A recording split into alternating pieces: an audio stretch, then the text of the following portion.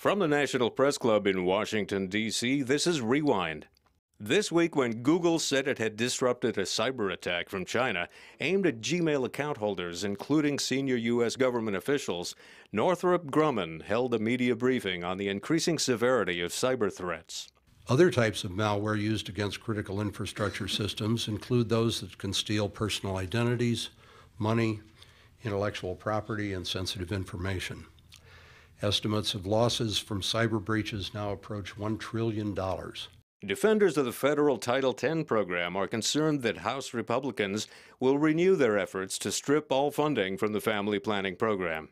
So we're standing up today to tell the facts about the program.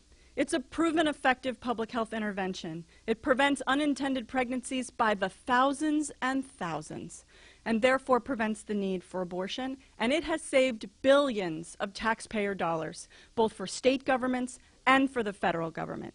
It has been chronically underfunded, and now it's time to say enough is enough.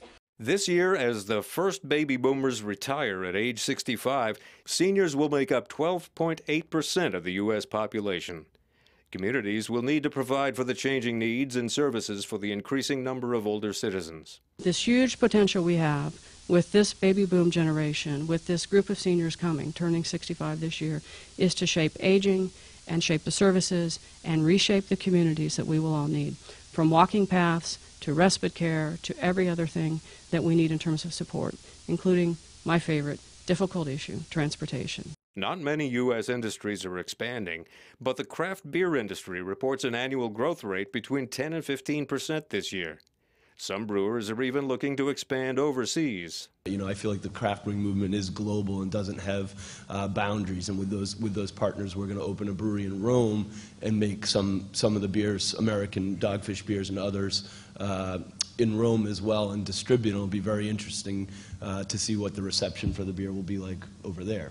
But they are realistic about their growth potential. So all this expansion still has to be with a strategy behind it. It's not so much the fact that there's unlimited demand for beer, and if we just produce beer, it'll be consumed. It's about still having brands that stand for something. The Truman Lounge resonated with music as Bruce Guthrie and his quartet played a tribute to American jazz legend Chet Baker. Where somebody waits for me, sugar sweet, so is she.